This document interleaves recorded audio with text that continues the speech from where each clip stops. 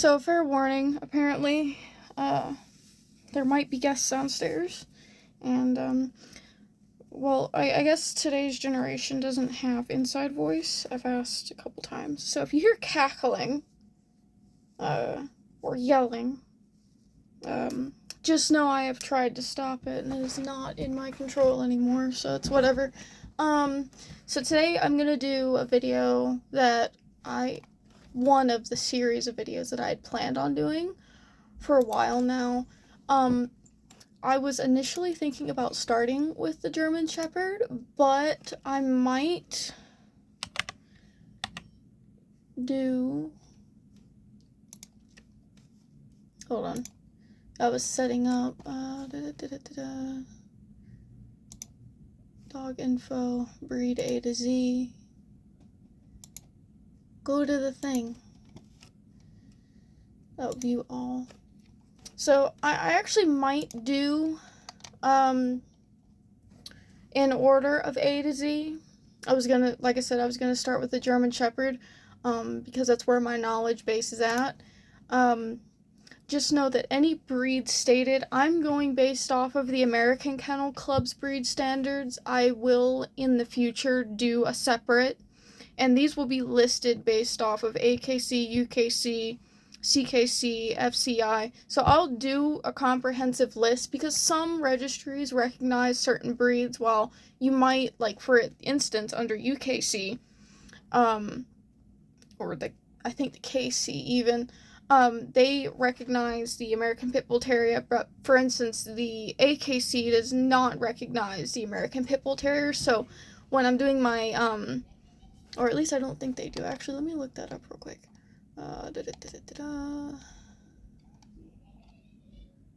So there's the American Bulldog, American English Coonhound, American Eskimo.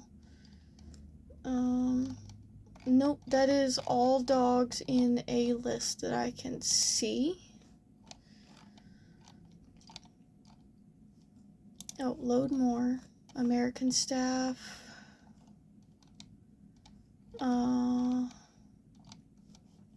No, the American Pit Bull Terrier is not listed, so I will be doing a comprehensive list based off of registries. So you'll get AKC first, then you'll get probably United Kennel Club or the Kennel Club next,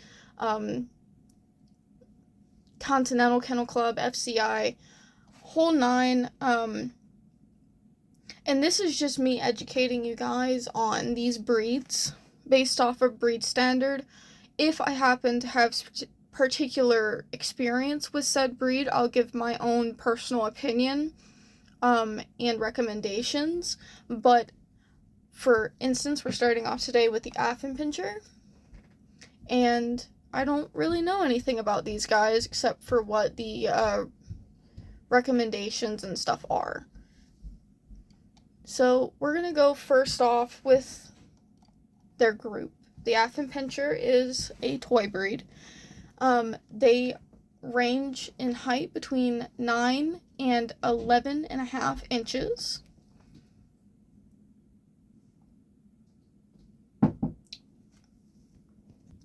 had to pause for a second.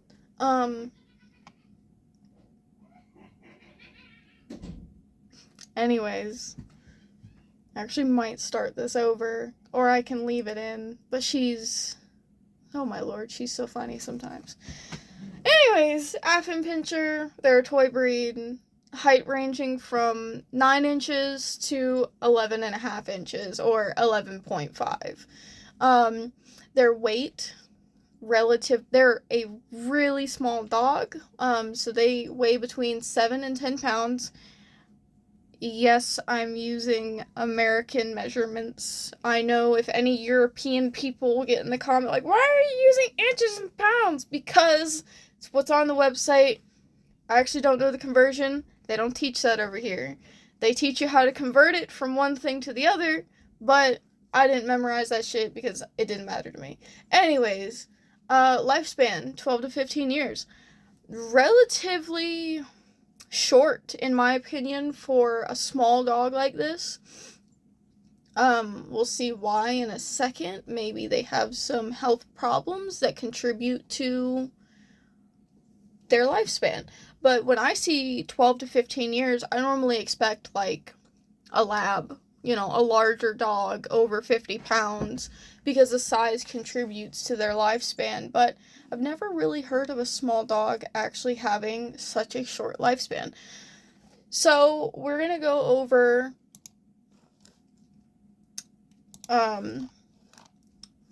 the quick we'll go over how it is on the website. So we'll go over breed traits and characteristics. Family life.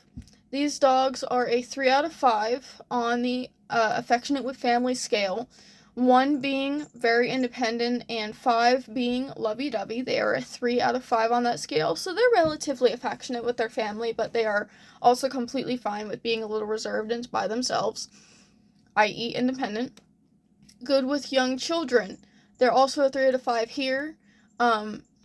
1 is not recommended, and 5 is good with children. They are moderately good with children, and the same can be said for being good with other dogs.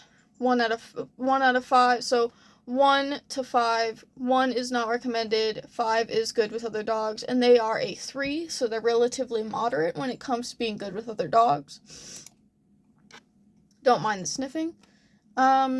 Shedding level. They are a 3 out of 5 on the shedding level. 1 is no shedding, and 5 is hair everywhere. They're moderate shedders, so they're about in the middle, 3 out of 5. Coat grooming frequency. They're more of a... They're not a monthly dog, but they're not a daily dog. They're 3 out of 5 on that scale. Where I understand that to be placed, if I had to say, I would say every other week. Not weekly, not monthly, but like every other week, or as needed. They're moderate on that scale. They don't need to be brushed daily, but you definitely should do it once a week or once every other week, and just keep them maintained. Drooling level. They are a 1 out of 5. They are very unlikely or less likely to drool. Coat type, wiry. So for this breed, you're probably, when grooming, gonna want to strip the coat. For people who, and this is something I come into contact a lot with, I'm no groomer, but I've taken care of a couple of various coat types. Do not shave your wire coat dog. It is the same as any double-coated dog. They do not need their coat shaved. Shaving it can damage them. Damage all sorts of stuff with their coat. They have a short to medium length coat. Again, do not shave them. Strip the coat, meaning go through and you strip. You're stripping the coat. Do not shave these dogs just because you think, oh, they'll get too hot during the summer. Just monitor them during the summer. Do not shave them unless absolutely necessary due to coat problems or medical issues such as that require surgery or, spots for, what did they call it? The needle to go into for the IV. Social. Openness to strangers. They are a 5 on this scale. Number 1 is reserved. Number 5 is everyone is my best friend. They are a 5 on this scale, so they're not very wary of strangers. Playfulness level, 3 out of 5. They're not non-stop, but they're not only when you want to play. They like to play. They're 3 out of 5. But they do also like to relax. Watchdog or protective nature. 1 is what's mine is yours, and vigilant is a 5. They're a 3 out of 5 on this scale, so they can be a little barky, probably tell you when someone's at your door. Might not be the best dog for your average protection, but they are little yappers and will tell you, hey, this is my house, what are you doing here? If given the chance, if raised in that environment, they're moderate on that scale. But again, they're no guard dog. Adaptability. They are a 4 out of 5 on the scale. 1 is lives for routine. 5 is highly adaptable. They are as close to highly adaptable as you will get with this dog. They are okay with change. They do not need a very strict routine. Trainability. They are a 3 out of 5 on the scale, 1 being self-willed, 5 being eager to please. So they might be a little stubborn from time to time, but they're relatively easy to train. They're not going to be like your hard-headed little monster, kind of like some bully breeds tend to be a little more testy, want to do their own thing, or more independent dogs tend to be more self-willed, harder to train. Think your Spitz breeds. Energy level. 1 is couch potato, 5 is high energy. These guys are also moderate. They do need their exercise. So they're not going to just be your average indoor dog. Possibly some indoor play might help relieve some of this energy, but they are like any high energy or moderately high energy dog. They do need their walks, they do need their runs, they do need that mental stimulation. Barking level 3 out of 5 is what they're placed at, so they bark pretty moderately. They're not only too alert, but they're not also highly vocal. They're right there in the middle. They'll probably tell you when the mailman's there. They might even bark at the occasional leaf that comes through your yard, but it is not excessive. It is right there in the perfect middle. Mental stimulation needs. This falls under energy level. In my opinion, they are separate categories under the AKC's website when looking at these dogs. However, if you're trying to expel energy, mental stimulation is one of those things that you need to understand about the breed you're acquiring. These dogs are 3 out of 5. 1 being happy to lounge, 5 being needs a job or activity.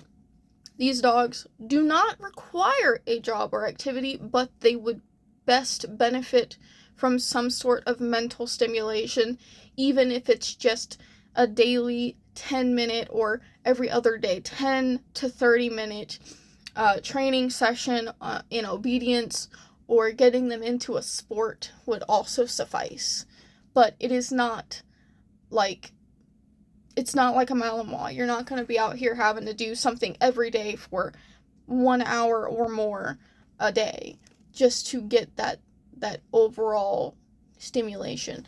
I also am likely exaggerating quite a bit when I reference Malinois, but I do know that, and based on my experience working in dog kennels and having met a couple of Malinois, trained and untrained, they are the crackheads of the dog world, but they are amazing dogs nonetheless. Anyways, back to the Affenpincher. So, when it comes down to all traits, these dogs are a perfect middle dog. If you are looking for a toy breed that is kind of more friendly and in the middle, doesn't require a whole lot, but requires a fair amount of attention. Not too much attention, not too little attention. You'll get your cuddles, you'll get your walks in. You might have a dog that will alert you to strangers. They might want to lounge with you a little bit, but again, they will need those walks. But now I'll go back and I'll read off what each of these state about each other. Oh wait, no, I won't. Nope, because they don't give any further details. They just tell you what the ranking system means per quadrant.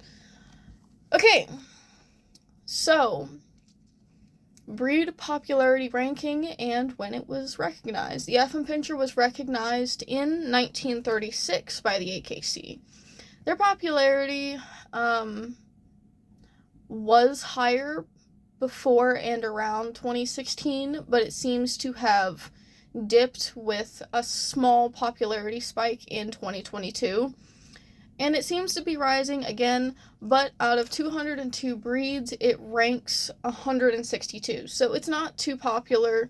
Some people don't even know about these dogs.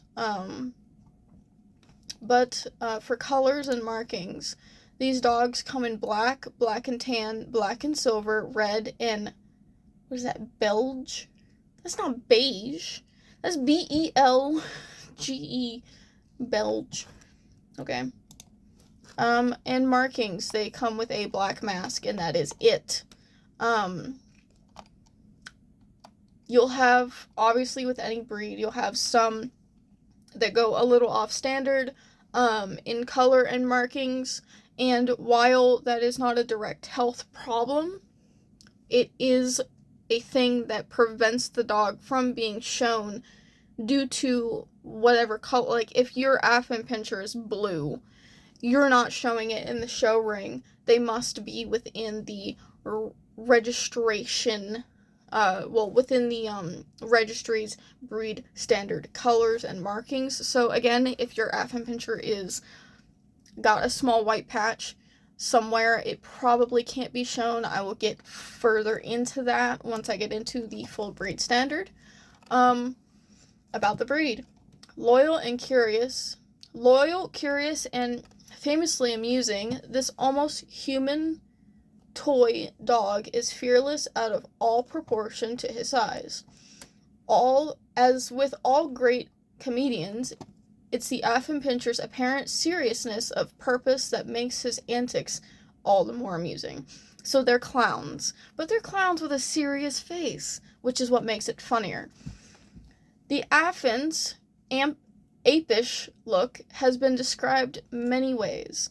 They've been called monkey dogs and ape terriers. The French say,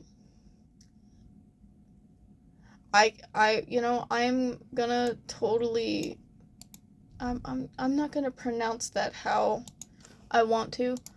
We're gonna go, we're gonna paste that here. We're gonna, I need,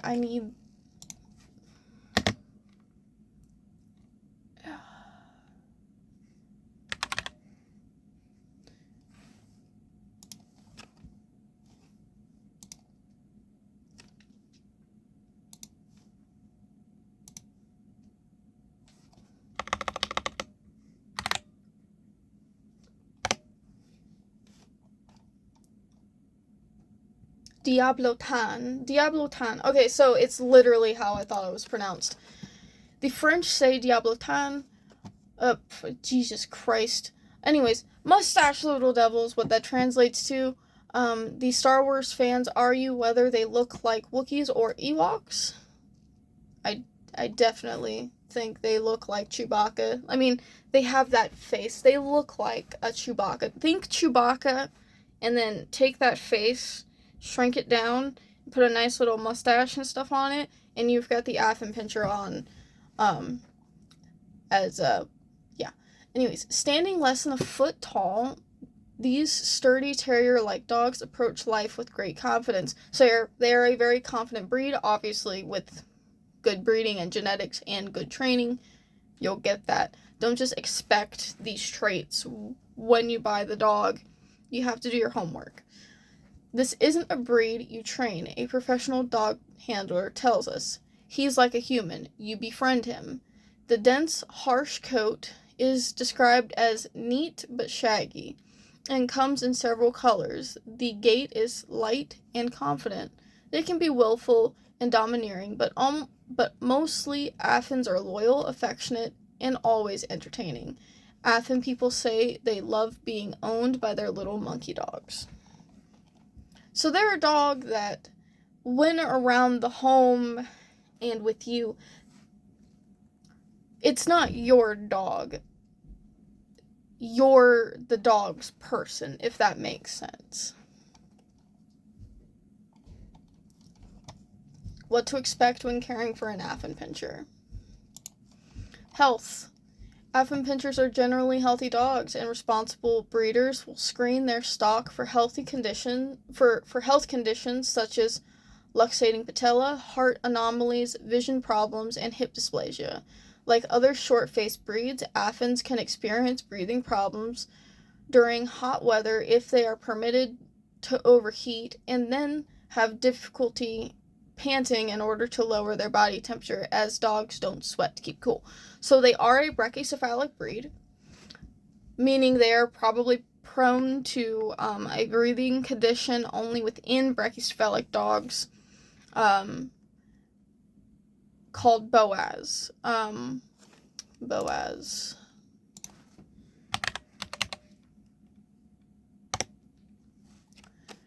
Brachycephalic obstructive airway syndrome, that is what BOAS is called. This breed is prone to it. So, don't leave them outside in hot weather. If they are outside in hot weather, make sure they have plenty of shade, plenty of water, and plenty of means to cool down. When they are hot, do not overexcite them, because they will have problems trying to regain a stable body temperature, because now they're worked up, they're hyper. It creates further problems.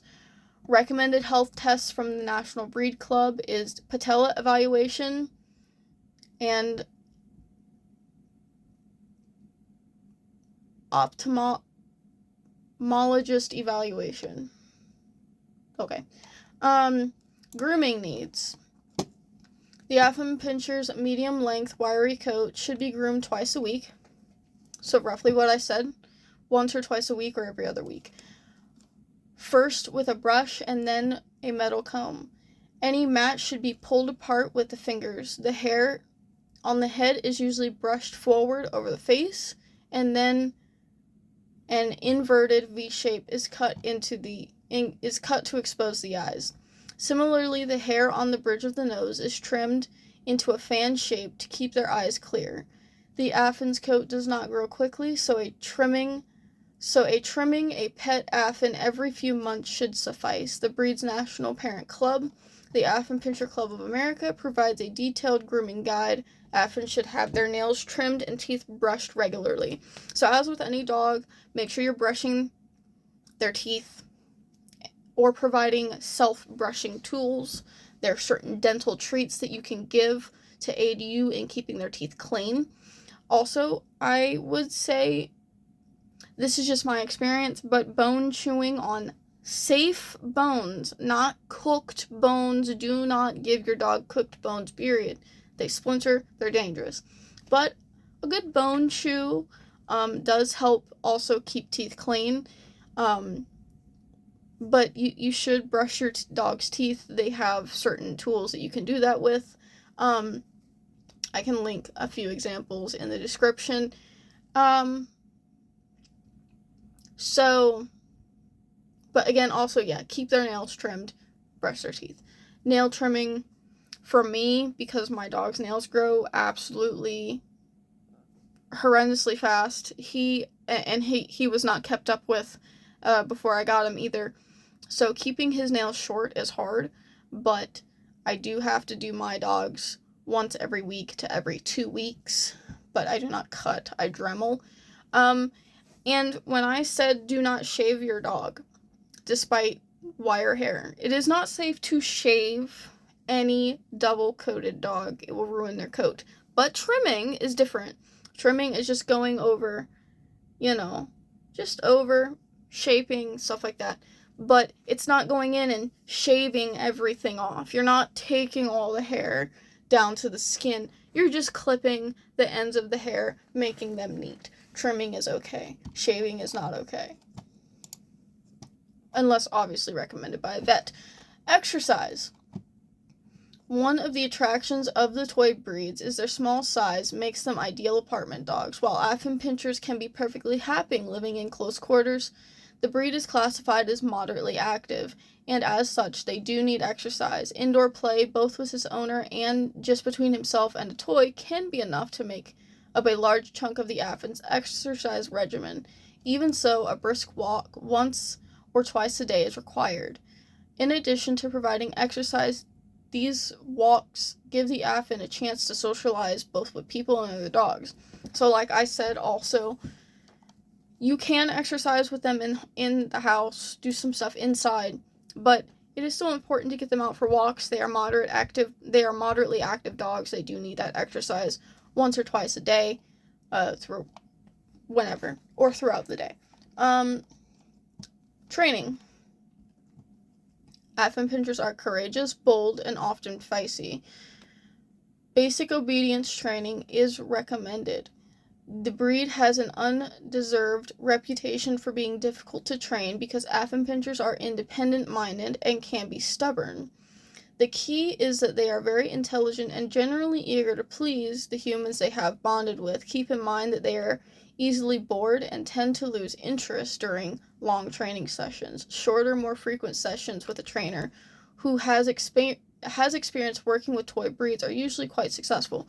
So you can train them yourself. It is important to start young, as with most dogs that have a little bit more of an independence, but as well as having a moderately high eagerness to please. Like I said before, they are a 3 out of 5 on the training scale. So they're not easy to train, but they're not hard to train either. They're kind of in that perfect middle. They are a little more independent than some easier to train breeds. However, this is totally fine. Starting early is important. If you don't have the ability to start early, that's also fine.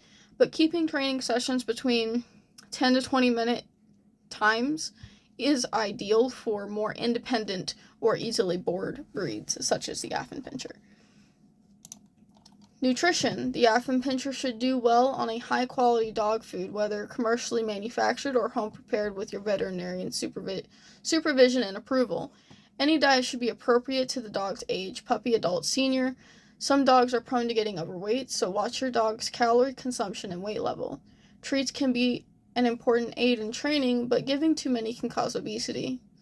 Learn about which human foods are safer for dogs and which are not. Check with your vet if you have any concern about your dog's weight or diet. Clean, fresh water should be available at all times. So me personally, I have a time limit, like when water is cut off, but that's because I have a senior dog. But I have also done this with most of my dogs previously, just to prevent accidents overnight, keeps them on more of a schedule. I cut off water at about 8 o'clock at night.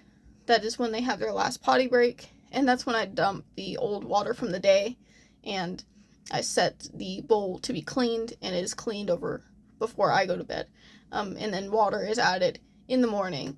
But I do not leave water out overnight. That is just my personal preference. But obviously you should be leaving water out for your dog during the day, taking them out as needed to prevent accidents. I also personally feed my own dog. I don't have an Affenpincher, but I think it's a great idea for all dogs to either go full raw or half raw, half kibble. I do a 50% kibble, 40% raw meat, including eggs, fish, and then 10% is veg. So, veg or grazing. So if he gets the occasional strawberry or apple slice as a treat. He likes his broccoli, ironically, hates carrots, so I don't give him those. But that is what I personally recommend for a dog's diet. But obviously, contact your vet and see what is best nutritionally, how would you say, viable for your dog, to make sure that your dog is getting the best nutrition that they can possibly have out of what you're giving them. So a short history. Though not classified as a terrier, the Affenpincher was originally bred to work like one. His job was to exterminate rats and other pests in German stables in the 1600s. So they're a ratting dog. Though not classified as a terrier, they were known as the ape terrier. Eventually, Affens were brought indoors to rid kitchens of mice, so they became indoor ratters at some point. In time, they became dual purpose. Ratters by day and by night, devoted bed-warming companions for the lady of the house. The Affen is thought to have been an influence on the development of such later European breeds, such as the Brussels Griffon and miniature Schnauzer, which I can see in those two breeds. I can see how the Affen might have had some influence within the development of those breeds, especially the Brussels Griffon. Clubs devoted to the breed sprung up around France and Germany in the late 1800s, and in 1936 the American Kennel Club welcomed Affens into its ranks. The immense charm that propelled them from stable to kitchen to boudoir, I think I'm pronouncing that properly, Boudoir, I think I'm pronouncing that right, I don't fucking know, excuse my language, has made Affens a force in the show ring. In 2013, an Affen named Banana Joe delighted America by winning the Westminster Kennel Club's Best in Show. Affens have also succeeded in agility, obedience, and therapy. The grit that made them such effective riders has never left the breed. Writer Desmond Morris reports that during a trip to Alaska, he witnessed a tiny but fearless Affen chase off a grizzly bear. So yeah, they are definitely more confident dogs. They will chase a bear. I do not recommend letting your 7-pound dog chase a bear, but if it happens, it happens. Because of their history as riders, they're not recommended in homes that have rodents as pets, such as hamsters, ferrets, etc. Again, they do tend to get along well with other dogs, so that's a plus. Their fur is wiry and often considered hypoallergenic. However, I have to preface this about every dog that is considered hypoallergenic. No dog is truly 100% hypoallergenic. Their hair might not shed as much, but their skin and saliva still produce the allergens. So skin flakes and saliva still produce the allergens that most allergy sufferers tend to have sensitivities to. So if you are allergic to dogs, taking a couple of, depending on if you're highly allergic or lightly or moderately allergic, having your allergy medication might benefit you because they're not going to shed that much, especially if you keep up on grooming requirements, but they are not 100% hypoallergenic. Never believe a breeder that says, oh, they're hypoallergenic. They're probably not 100% hypoallergenic. That's why I hate the whole doodle advertisements, because while some doodles do not shed, while some doodles have more hair rather than fur, they are not 100% hypoallergenic. That is just not a thing. The Affen is a rare breed. So you will likely spend time on a waiting list. They're not good choices for homes with young children due to their size. They don't like to be squeezed or chased, which I don't think anyone likes to be squeezed or chased.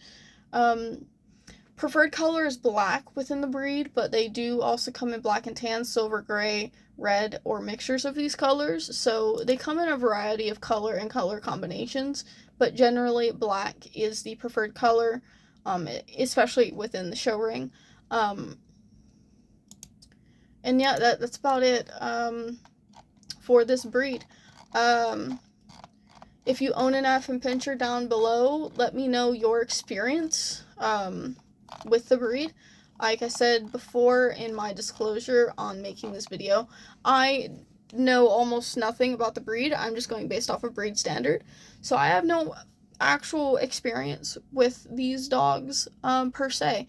However, I am open to learning what owners actually have experience with these dogs, and breeders, if you see this video, I would also encourage you to tell me what you personally in your experience have with these dogs, and I may even do a video recap on owner opinions within the breeds that I do in this compilation and this series. And